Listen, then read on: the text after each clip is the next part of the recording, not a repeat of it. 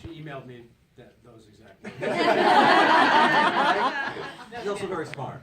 Yeah, fully. Jenna, how much do you bring to your character? You kind of play quirky roles sometimes. I'm just wondering how much of that is the character and how much is that on you? I'm quirky. My husband is like, I never think I'm quirky, and then he's like always pointing it out, but not in a bad way. He's just always like, well, I'm not sure who's quirkier though. Like, because if someone's calling, it's like pot calling the kettle black. Like, I never know if I'm quirky or he's just weird and judgmental. But I think I don't know, crazy people don't know they're crazy. I don't know. I guess I'm quirky. Yeah, but you're also, in terms of the character, you're a super successful, independent woman, and at the same time you're juggling. And you're a mom, so you're a mom. You identify with it personally. Yeah.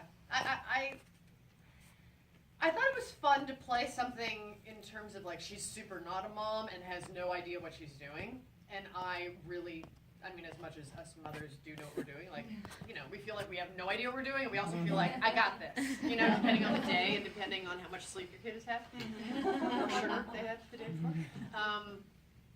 I thought it was fun to, like, because I had a conversation with myself of, like, okay, how am I going to play someone who doesn't know anything about this when I've been doing this for 9.5 years, like, in real life? And I went, well, my character, like, super has, like, herself, like the meanness, like me, down. And she's in like a really high operating level of like being an only one. And as a mother, you lose all that. That's the whole thing. It's like you make that sacrifice as a woman when you have children. And that's like our eternal struggle, is to just like have a flippin' Sunday on the couch, which we never get to have. Or go to bed at 7 when you're really tired. Never gets to happen. So I was like, I'm just gonna like go full forward into luxuriating in the selfishness of being me as a girl. And it's like a vacation in a way, playing this role, because I just get to be super, like, she doesn't have to sacrifice anything. She's got time and sleep and money and so much me time for life. And so I just sort of did that. And then, so that then the more selfish you're being, when the kids come in with all their problems, you're just like, what? And I just sort of used that to hook into that. I love all the accessories you wear and the constant change of earrings. I noticed you're like, I'm all about the earrings. So I just wanted to say that. But Makes you do you ever find yourself talking to Mary outside of work? No, because my kids are always talking to me. I can hear my own thoughts. Like, it's just mama. No, I don't. But the woman we have a great actress, because when I was doing this, I was like, okay, guys, like, I can't just have some random script supervisor doing Mary's lines off camera, like, go see him, go to him. Like, I need a comedic presence to have that energy and that rhythm. And they got a great improv comedy actress to do my lines with me. So and she actually helps me learn my lines too. So she has some extra time. So I find myself talking to her, but that's to learn my lines. There's not a lot of spare time in my life when I'm filming this show, because we were doing 16-hour days. You didn't have to make her rub your feet while she was... No, but I thought about it. Yeah, because sometimes, I'd be up at 3:30 in the morning to get to work at 5, and then do a 16-hour day, and sometimes come home, and then the kids were like, they were up late or something, then I'd have to put them to bed at like 9:30, and I was just like... How do you balance it out? It actually, I had a learning curve when we first started filming, because I was like, I didn't expect those days to be that way. And it's not like I had all this downtime either. We only had like 10 minutes between takes, between setups, and I was like, oh my God, like making my choices, learning my lines for the day, and then the next day, and the next day, and the next, like and trying to make sure I'm well rested. And I really saw like I could not eat sugar. It was like a race car, like needs like the highest, the best kind of gasoline, and in my life, like I can't like do the perfect diet. Like I have no interest in doing that to myself. I used to do. I can't do it anymore. I'm like, I want to enjoy my pizza and my ice cream. But I couldn't survive. I couldn't remember lines with no sleep. I couldn't be, because then on Saturdays we're talking, you guys just hold on because we're having. Right now what I'm hearing is she almost couldn't do it. No, we get it. To go back, I might No, not we have feel that you did. to bring my kids with me, and I'm going to have to commute because it was really hard. But and Saturdays I would just want to face plant, and I had to be a mom, and so I would just sort of bring them into bed with me for the first 5 hours of the day, in bed, and then I'm like, I got to get out and do stuff, and then I had to learn my lines for the next week, and so it was really challenging. That was super intense. So I don't always do it great, and I'm tired, and then I have to keep it together and not cranky with them, and then sometimes I'm cranky and I feel horrible, and then I go take a nap if I can. I mean, it's the thing we all do. It's just like constantly, every day is like the little sliders on the equalizing board, and you gotta like just try to keep it all above the make-break mark, but sometimes they go, yeah. Which is really the key to the whole show, which is Yeah. sort of learning to like what you can control, and Yeah. then it doesn't have to be perfect. And Alice Thank comes from you. a place of like, it is perfect. Her life appears perfect. She's very controlling over everything she does, and now she's in a situation where it doesn't work anymore, and that's what every parent faces, basically. And how do you learn balance? Yeah. Right. I think we all would. I mean, anybody that works in this industry has to often sacrifice a tremendous amount of time for an extended period. And my wife, who was in Vancouver with our daughter, she was like the unsung hero of this for me, because she was with my kid all day long, had no friends, was literally walking up to people in the street being like, "You have a baby, I have a kid," and you're like, "You weird American." We don't do that in Canada.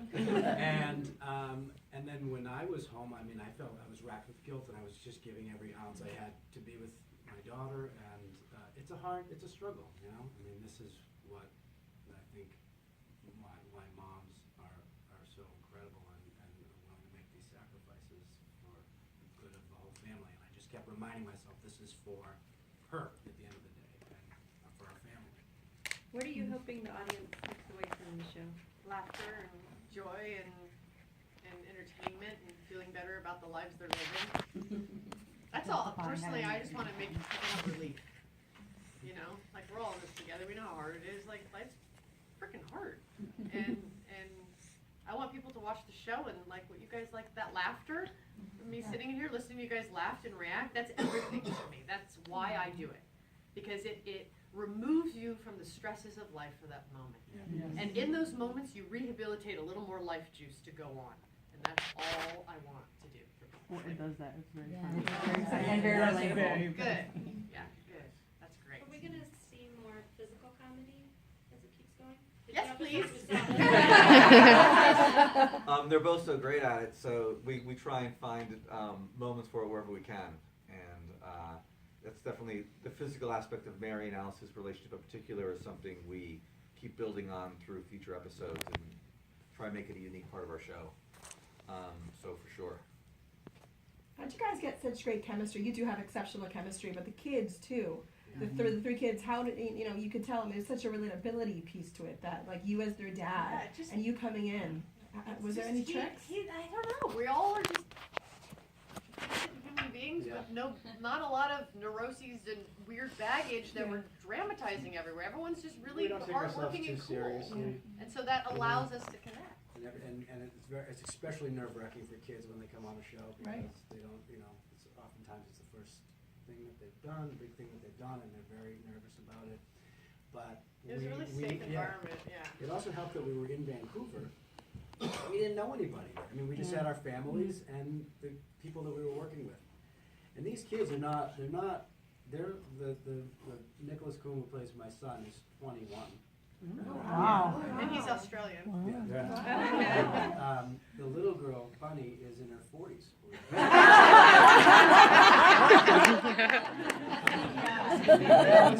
We'll be passing out her dermatology. The thing is, they were all really nice people, really nice kids, and we tried tried to act like their parents in a way and just like make it very. You're like shepherding them welcome. and educating them as to like experiences. And, Yeah. But I do think it trickles down from the top. This producing team is so nice and good human beings, and they're yeah, not really good. dicks. They're not jerks. They're not that happens, and these guys are just so sweet and so open, and you know, from the top down. Like when you create that kind of atmosphere, everybody feels it. No, it is rare. It's rare. We've all done this enough. Yeah. As far as the imaginary character, who came up with the design, and how did you decide on what the character would look like?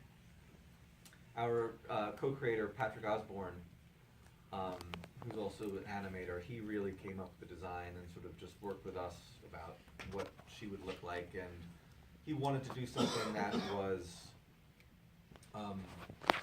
lovable looking, particularly because, you know, an important part of Mary's character is that she's not always saying the right thing, so to speak.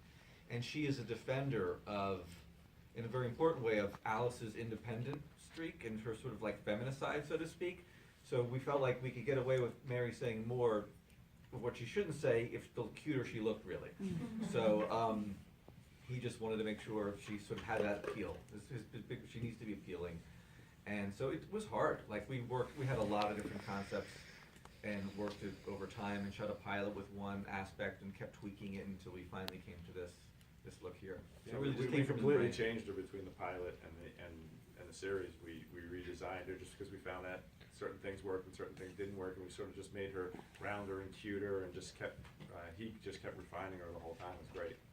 How is that done? Is the animation done after the live is done, and then you guys drop it in there? Yeah, it's So just the lines are there, and then. yeah, like Jenna said, we have a person who, when we did the pilot, we had no one read it. Sean Levy actually would jump up on a table and act out Mary, and would jump up on a bar stool, and a lot of the energy of Mary is sort of baked into Sean's DNA, and was really great to see. He brought so much energy to the character, and Jenna and Sean just riffed together really well.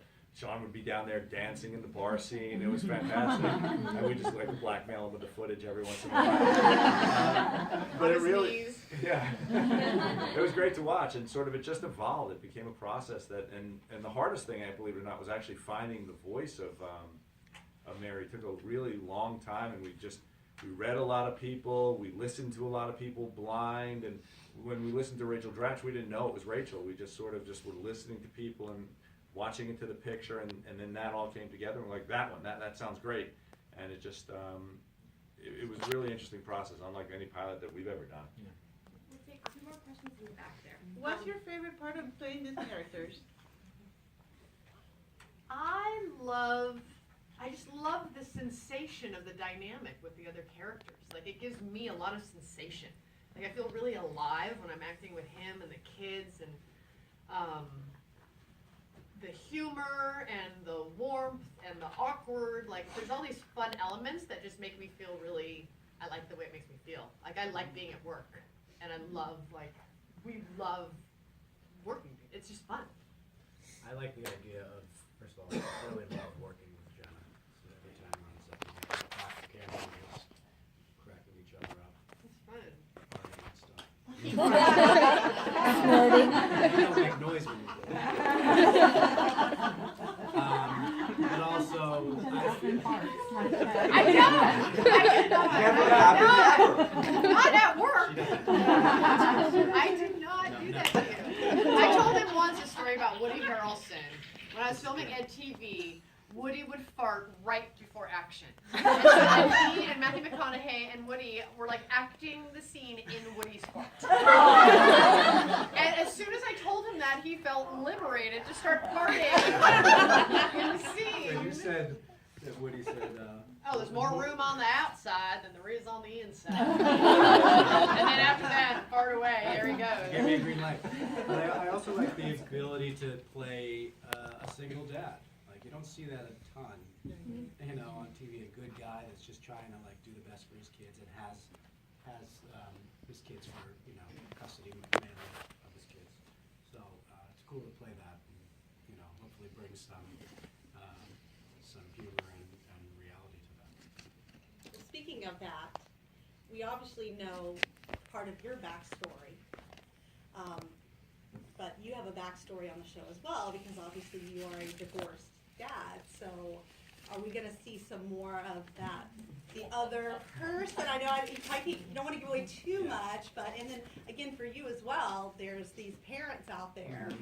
So how's that dynamic gonna work into the show? I don't want to give it away, but there's some really funny stuff that David created idea-wise that they thought of beforehand. Again, he's drawing from his own life, so I don't know how accurate that is, but it's really funny. Well, you know what it is? I think in today's day and age, when you get divorced, you really try and do it the best you possibly can. So, for Alice to sort of like have this sort of other woman in the picture who's like also co-parenting with him is just another thing for Alice to be dealing with, which is sort of really difficult. And it just sort of like, that's kind of the it takes a village kind of a way that you just try and live now, just because we're more, I guess, evolved, than many years ago. So even though you go through the way that sort of the marriage splits, the family tries to stay together, as much as possible. So it's something we do explore as we go forward.